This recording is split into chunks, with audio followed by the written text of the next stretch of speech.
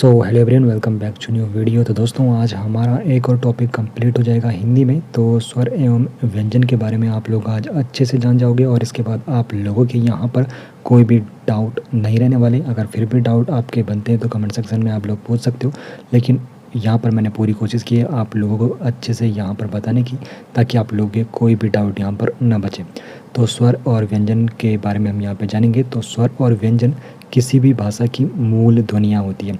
सबसे पहले ज़रूरी चीज़, स्वर और व्यंजन भाषा की क्या होती है? मूल ध्वनियाँ होती है, जिनके मेल से शब्द बनते हैं। तो शब्द किनके मेल से बनते हैं? स्वर और व्यंजन के मेल से शब्द बनते हैं, और ये किसी भी भाषा की मूल ध्वनियाँ होती है। तो इनके बारे में विस्तार से जानते हैं। तो सबसे पहले बात करेंगे स्वर यानी वोवेल्स के बारे में। तो आप लोगों ने इंग्लिश में भी पढ़े होंगे vowels, A E I O U, 5 vowels होते हैं। लेकिन हिंदी में जो स्वरों की संख्या होती है 11 होती है, और कुल अगर पूछा जाएगा तो कुल 13 होंगे, क्योंकि इसमें अयोगभावी 2 जुड़ जाते हैं, अंग और अह, तो फिर कुल होगा तो 13। और सिर्फ स्वर के बारे में पूछा जाएगा तो 11 स्वरों की संख्या होती है। तो स्वर वे ध्वनियाँ होती हैं जिनका उच्चारण करते समय हवा बिना किसी रुकावट के मुँह से बाहर निकलती है। ठीक है, स्वर क्या होते हैं? वे ध्वनियाँ होती है जिनके उच्चारण करते समय हवा बिना किसी रुकावट के मुंह से बाहर निकलती है, और इनके उच्चारण में किसी अन्य वर्ण की सहायता नहीं लेनी पड़ती है। तो स्वर में यहाँ पर बिना रुकावट के मुंह से हवा बाहर निकलती है, और यहाँ पर इसमें किसी अन्य वर्ण की आवश्यकता महसूस नहीं होती है। और हिंदी में स्वरों की संख्या आपको बताऊं तो हिंदी में स्वरों की संख्या 11 है। अगर कुल स्वर पूछा जाएगा तो उसमें अयोगवा जो यहाँ पे वर्ण है वो भी आ जाएंगे, अंग और अह, तो फिर कुल में 13 स्वर हो जाते हैं। लेकिन जो स्वरों की संख्या होती है 11 होती है।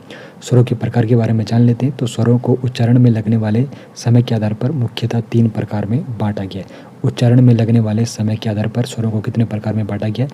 3 प्रकार में बांटा गया है। आगे बढ़ने से पहले आपको बताना चाहता हूँ, अगर आप लोग फाइनेंशियली सपोर्ट दिखाना चाहते हो तो आप लोग इस QR कोड को स्कैन करके फाइनेंशियली सपोर्ट दिखा सकते हो। तो देखो, उच्चारण के आधार पर स्वर कितने प्रकार के होते हैं? 3 प्रकार के होते हैं। पहला है ह्रस्व स्वर, जिसको शॉर्ट वोवेल्स भी कहते हैं। तो इसके उच्चारण में सबसे कम समय लगता है। तो सबसे कम समय किसके उच्चारण में लगता है? ह्रस्व स्वर के। और ह्रस्व स्वर को मूल स्वर भी कहते हैं। ठीक है, ये भी आपको पता होना चाहिए। जो ह्रस्व स्वर है उनको मूल स्वर कहते हैं, और इनके उच्चारण में सबसे कम समय लगता है। अगर पूछा जाएगा ह्रस्व स्वर के यहाँ पर कितनी संख्या है, तो ह्रस्व स्वर आपके 4 आते हैं। ठीक है, ह्रस्व स्वर आपके 4 है, एक अ, एक ई, एक उ और एक री। ठीक है, तो ये भी आपको याद रखना है कि ह्रस्व स्वर आपके 4 होते हैं, अ, ई, उ और री, और इनको मूल स्वर कहते हैं। सबसे कम यहाँ पे समय लगता है इनके उच्चारण में। वो कौन से होते हैं? ह्रस्व स्वर होते हैं। और उसके बाद आता है दूसरा दीर्घ स्वर, जिनको लॉन्ग वोवेल्स कहते हैं। तो ह्रस्व स्वर की तुलना में यहाँ इनके जो उच्चारण में दोगुना समय लगता है। तो देखो, जो इनकी संख्या है, इनकी संख्या 7 है। तो देखो, 2 ह्रस्व स्वरों के मेल से दीर्घ स्वर बनते हैं। दीर्घ स्वर के उच्चारण में ह्रस्व स्वर की तुलना में दोगुना समय लगता है, और 2 ह्रस्व स्वरों के मेल से क्या बनते हैं? दीर्घ स्वर बनते हैं। टोटल मैंने आपको क्या बताया था? 11 स्वर होते हैं। 11 स्वर में आपके 4 स्वर ह्रस्व हो गए और 7 आपके दीर्घ स्वर हो जाते हैं। ठीक है, आपके टोटल 11 स्वर हो गए। और दीर्घ स्वर के जो आपके उदाहरण है, जो भी आपका बचा, देखो, आ, ई, बड़ी ई, बड़ा ऊ, ए, आई, ओ, आओ, तो ये आपके क्या होंगे? ये आपके दीर्घ स्वर हो जाते हैं। और दीर्घ स्वर की संख्या कितनी होती है?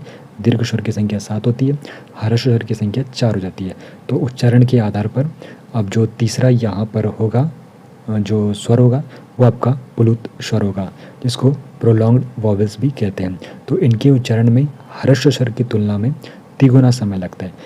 दीर्घ स्वर में दोगुना लगता है, प्लुत स्वर में तिगुना लगता है ह्रस्व स्वर की तुलना में। और इनके प्रयोग से किसी को पुकारने या फिर नाटक के संवाद में होता है। तो यहाँ पे प्लुत स्वर का जो प्रयोग होता है, जब आप लोग किसी को पुकारते हो या फिर नाटक के कुछ संवाद होते हैं, तो वहाँ पर इनका प्रयोग होता है। और इनके लिखने के स्वर के आगे यहाँ पे 3 का अंक लगाया जाता है। जैसे इसके उदाहरण है ओम, राम। तो यहाँ पर ये प्लुत स्वर के उदाहरण है। जब किसी को पुकारते हैं या फिर नाटक के संवाद होते हैं, तो उस वक्त प्लुत स्वर का उपयोग किया जाता है। बाकी इनके जो उच्चारण करते समय तिगुना समय लगता है। ठीक है, सबसे पहले ह्रस्व स्वर आप लोगों ने देखा, जिसके उच्चारण में सबसे कम समय लगता है, इनकी संख्या 4 होती है। दीर्घ स्वर, जिनकी जो उच्चारण में दोगुना समय लगता है, इनकी संख्या 7 होती है। और प्लुत स्वर का उपयोग कहाँ होता है? जब किसी को पुकारते हैं या फिर नाटक के संवाद होते हैं, वहाँ पर प्लुत स्वर का उपयोग होता है, और ह्रस्व स्वर की तुलना में तिगुना समय यहाँ पर लगता है। ठीक है, तो आप लोगों ने ये देख लिया स्वर के, आप लोगों ने उच्चारण के आधार पर स्वर के आपने 3 वेद देख लिए हैं। उसके बाद स्वर संबंधी अन्य महत्वपूर्ण जो जानकारी आप लोगों के लिए रहने वाली है तो वो है अनुस्वार। तो यह स्वर के बाद आने वाला व्यंजन है जो नासिका से उच्चारित होता है, इसे बिंदु के रूप में दर्शाया जाता है। तो आप लोगों ने देखा होगा ऐसे, ये इसके उदाहरण है हंस, कंठ, पंखा। ये आपको अनुस्वार यहाँ पर जो दिख रहे हैं तो ये आपका क्या है, स्वर के बाद आने वाला व्यंजन है जो नासिका। देखो यहाँ पर एक प्रश्न बन सकता है कि जो अनुस्वार है वो उसका उच्चारण कहाँ से होता है, तो नासिका से इसका उच्चारण होता है अनुस्वार का। और स्वर के बाद आने वाला व्यंजन है, तो स्वर के बाद आने वाला व्यंजन कौन सा आपका, अनुस्वार है। और इसके आप लोगों ने यहाँ पे उदाहरण देख लिया, हंस, कंठ, पंखा। जो बिंदी आपको ऊपर दिख रही है वो आपका क्या है, अनुस्वार।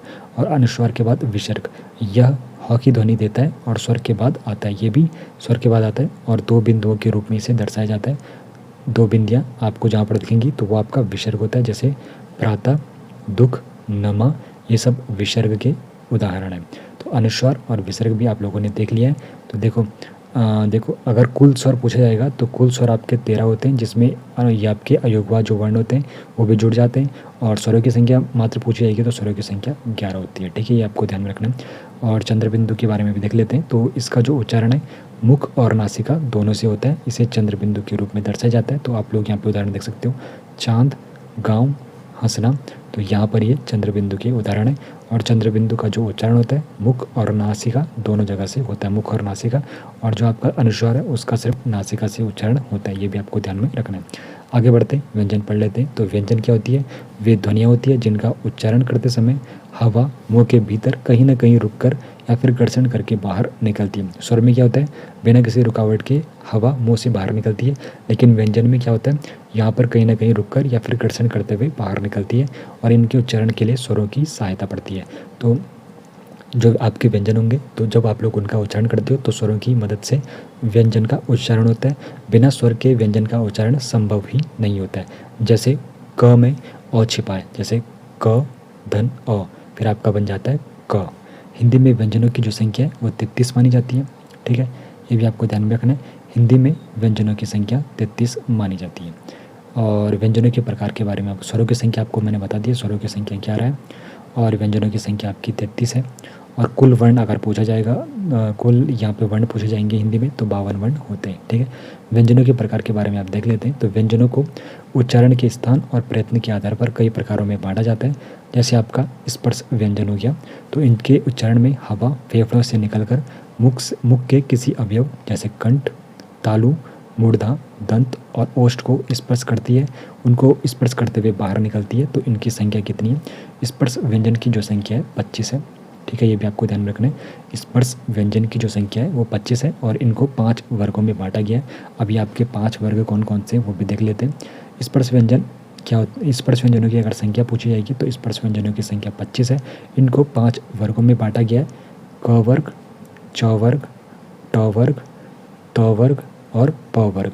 तो ये स्पर्श व्यंजनों को 5 वर्गों में बांटा गया है और इनकी संख्या 25 है। तो क वर्ग में आपका जो क वर्ग है वो कंठ से बोला जाता है, इसका जो उच्चारण होता है कंठ से होता है, क कंठ। च वर्ग का, इसका मैं आपको यहाँ पे शॉर्ट फॉर्म में याद करने का तरीका बता देता हूँ, KTM 2, कटच तप। अब आपको याद रखना है, देखो कंठ क वर्ग, तालु आपका कचट क च ट आएगा नीचे। ठीक है, तालु च वर्ग, फिर आपका मूर्धन्य ट वर्ग और फिर आपका दंत आएगा आपका त वर्ग और ओष्ठ से बोलने वाले आपके प वर्ग होगा। तो इस प्रकार आप लोग सिंपल वेस में याद रख सकते हो। तो क वर्ग आपका कंठ से इसका उच्चारण होता है, च वर्ग आपका जो होगा उसका तालु से होगा, ट वर्ग आपका जो होगा उसका मूर्धन्य से होगा और त वर्ग आपका जो होगा उसका दंत से होगा और प वर्ग आपका जो होगा उसका ओष्ठ से होगा। तो क वर्ग में आपके क से लेके ग उच्चारण स्थान इसका कंठ होगा। ठीक है, और च वर्ग में च, छ, ज, झ और य उच्चारण स्थान इसका तालव्य होगा। ट वर्ग का ट, ठ, ड, ठ, ण, इसका उच्चारण स्थान मूर्धन्य होता है। त वर्ग का उच्चारण स्थान क्या होता है, दांत होता है। त वर्ग में कौन कौन से होगा, त, थ, द, ध, न। प वर्ग में प, फ, ब, ब, म और इसका उच्चारण ओष्ठ होगा। तो याद करने का सिंपल तरीका मैंने आपको बता दिया है, KTM 2, कचट तप। सिंपल है। देखो, जो क वर्ग होगा वो कंठ से बोला जाएगा, जो चौ वर्ग होगा वो यहाँ पे तालु से बोला जाएगा, जो ट वर्ग होगा वो मूर्धन्य से बोला जाएगा, और जो तो वर्ग है वो आपका दंत से बोला जाएगा, और जो आपका प वर्ग है वो आपका ओष्ठ से बोला जाएगा। स्पर्श व्यंजनों की संख्या मैंने आपको बता दिया, 25 स्पर्श व्यंजन होते हैं। अब अंतःस्थ व्यंजन क्या है? अंतःस्थ जो व्यंजन है इनके उच्चारण में जीभ, तालु, दांत और ओष्ठों का स्पर्श तो होता है लेकिन पूर्ण रूप से नहीं होता है, जिससे हवा बीच से बिना रगड़ खाए निकल जाती है। ये स्वर और व्यंजन के मध्य की ध्वनियाँ होती हैं। तो अंतःस्थ व्यंजन जो होते हैं स्वर और व्यंजन के मध्य की ध्वनियाँ होती है, और अंतःस्थ व्यंजन की जो संख्या है वो 4 होती है। अंतःस्थ व्यंजन स्वर और व्यंजन के बीच की ध्वनियाँ होती है, और इनकी जो संख्या है 4 है। 4 कौन कौन सी? य, र, ल, व। तो य, र, ल, व आपके अंतःस्थ व्यंजन है।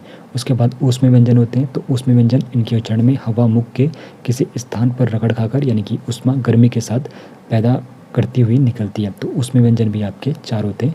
अंतःस्थ व्यंजन आपके 4 होंगे, ऊष्म व्यंजन भी आपके 4 होंगे।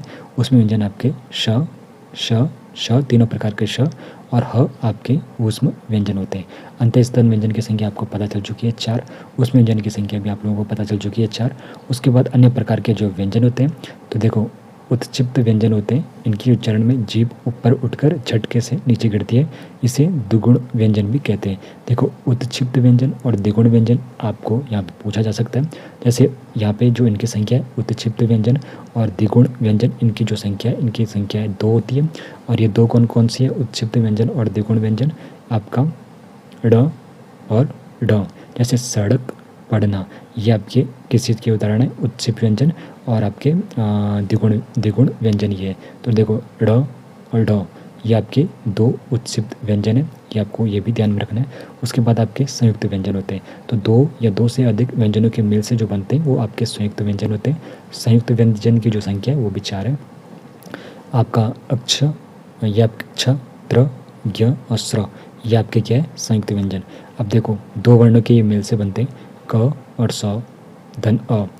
तो यहाँ पर क्या हो गया? फिर आपका छ बन जाता है। कई बार ये भी पूछा जाता है कि जो अक्ष है इसका यहाँ पे पहला ये इसका जो वर्ण है उसके बारे में बताइए। तो अक्ष का क होता है, और त्र का त होता है, और ज्ञ का ज होता है, और श्र का श होता है। तो ये भी आपको ध्यान में रखना है। और जैसे आप लोग इसके उदाहरण देख सकते हो, क्षमा, कक्षा, त्रिशूल, पत्र, ज्ञान, यज्ञ और श्रम, श्रीमान, ये आपके संयुक्त व्यंजन के उदाहरण हैं। संयुक्त व्यंजन की संख्या आप लोगों ने देख ली है, अक्ष, त्र, ज्ञ, श्र। और इनसे पूछा ये भी कई बार प्रश्न बनता है कि अक्ष का जो पहला वर्ण है वो कौन सा है? तो क होगा, ठीक है। और क अक्ष का, और त्र का त होगा, और ज्ञ का ज होगा, श्र का श होगा। तो ये भी आपको ध्यान में रखना है। बाकी देखो उत्क्षिप्त व्यंजन और द्विगुण व्यंजन की संख्या 2 होती है, ड ढ। बाकी अंतःस्थ व्यंजन भी आप लोगों ने देख ली, य, र, ल, व। और उसमें व्यंजन भी आप लोगों ने देख लिए तीनों, स और ह। और स्पर्श व्यंजन भी आप लोगों ने देख लिया 25, क वर्ग, च वर्ग, ट वर्ग और त वर्ग और प वर्ग, ठीक है। बाकी उनका जो बोलने का उच्चारण स्थान है कहाँ से वो भी मैंने आपको बता दिया। उसके बाद व्यंजन संबंधी अन्य महत्वपूर्ण बिंदु भी जान लेते हैं। अल्प प्राण व्यंजन, तो जिनके उच्चारण में कम वायु बाहर निकलती है। तो देखो अल्प प्राण व्यंजन क्या होते हैं? अल्प प्राण व्यंजन भी होते हैं जिनके उच्चारण में कम वायु बाहर निकलती है। अब आपके अल्प प्राण व्यंजन कौन से होते हैं? देखो प्रत्येक वर्ग, यानी कि अगर क वर्ग है तो उसका पहला, तीसरा और पांचवा जो वहाँ पर वर्ण होगा उसका वो क्या होगा? जो पहला, तीसरा और पांचवा जो व्यंजन होगा वो क्या होगा? अल्प प्राण व्यंजन होगा। ये भी आपको ध्यान में रखना है, ये वाला रूल आपको याद रखना है। कई बार पूछा जाता है कि अल्प प्राण व्यंजन कौन सा है, तो और वहाँ पर आपको दे दिया क दे दिया, या फिर ख दे दिया, या फिर च वर्ग से कोई दे दिया, या फिर ट वर्ग से दे दिया। 5 वर्ग आपके ये आपको पता है। तो किसी भी वर्ग का पहला, तीसरा या फिर पांचवा जो वर्ण होता है, या फिर जो आपके अंतःस्थ व्यंजन होते हैं य, र, ल, व, तो ये सारे क्या होते हैं? आपके अल्प प्राण व्यंजन होते हैं। अल्प प्राण जिनके उच्चारण में कम वायु बाहर निकलती है। इतना क्लियर है? उम्मीद करता हूँ इतना क्लियर है। देखो कोई भी वर्ग होगा, वो चाहे क वर्ग हो, च वर्ग हो, ट वर्ग हो, या फिर त वर्ग हो, या फिर प वर्ग हो, इनका जो पहला जो वर्ण होगा, तीसरा जो वर्ण होगा और पांचवा जो वर्ण होगा, पहला वर्ण क है, क के बाद ख को नहीं होगा, फिर ग होगा तीसरा, फिर ग के बाद जो लास्ट होगा पांचवा, तो तो वो क्या होगा, अल्पप्राण व्यंजन होंगे। पहला, तीसरा और पाँचवा किसी भी वर्ग, वर्ग मैंने आपको बता दिया, क वर्ग, च वर्ग, ट वर्ग, त वर्ग, प वर्ग, तो ये आपके वर्ग है। इनका जो पहला वर्ण होगा, तीसरा होगा और पाँचवा होगा, और साथ ही साथ आपके अंतस्थ जो व्यंजन है य और ल व, ये आपके अल्पप्राण व्यंजन होते हैं। अब देखो उदाहरण अगर आपको देखना है तो यहाँ पर ये अल्पप्राण व्यंजन के उदाहरण है। तो देखो सिंपल याद करने का तरीका है, क वर्ग में आपका पहला, तीसरा और पाँचवा जो आपका वर्ण होगा वो आपका अल्पप्राण होगा, और अंतस्थ व्यंजन में जितने भी चारों हैं वो सब आपके अल्पप्राण व्यंजन होंगे। उसके बाद महाप्राण व्यंजन क्या होता है, जिनके उच्चारण में अधिक वायु बाहर निकलती है। तो महाप्राण जो व्यंजन आपके होते हैं, किसी भी वर्ग का दूसरा और जो चौथा व्यंजन होगा वो आपके महाप्राण होंगे, और साथ ही साथ जो आपके ऊष्म व्यंजन होंगे श, श, श और ह, ये भी आपके महाप्राण होंगे। तो महाप्राण और अल्पप्राण उम्मीद करता हूँ आपको अच्छे से याद आ गए होंगे। अल्पप्राण में आपके किसी भी वर्ग का पहला, तीसरा और पाँचवा, और महाप्राण में आपका दूसरा और चौथा जो आपका वर्ण होंगे, किसी भी वर्ग के दूसरा और चौथा जो आपके वर्ण होंगे, और साथ ही साथ ऊष्म व्यंजन जो चार आपके ऊष्म व्यंजन है वो आपके महाप्राण व्यंजन होते हैं, और अल्पप्राण में आपके अंतस्थ व्यंजन और पहला, तीसरा और पाँचवा जो आपके वर्ण होंगे वो आपके होंगे अल्पप्राण व्यंजन। ये आपको पता चल गया, तो आगे बढ़ते हैं। अब अगला है घोष व्यंजन, जिनको सघोष व्यंजन भी कहते हैं या फिर घोष व्यंजन भी कहते हैं, जिनके उच्चारण में स्वर तंत्रिकाओं में कंपन होता है। और देखो घोष व्यंजन की जो पहचान होती है, प्रत्येक वर्ग का तीसरा, चौथा और पाँचवा व्यंजन, और साथ ही साथ जो अंतस्थ व्यंजन है और ह, उसमें व्यंजन का ह, और जितने भी स्वर होते हैं ये आपके घोष व्यंजन कहलाते हैं। एक बार फिर से लिख लेते हैं, किसी भी वर्ग का तीसरा,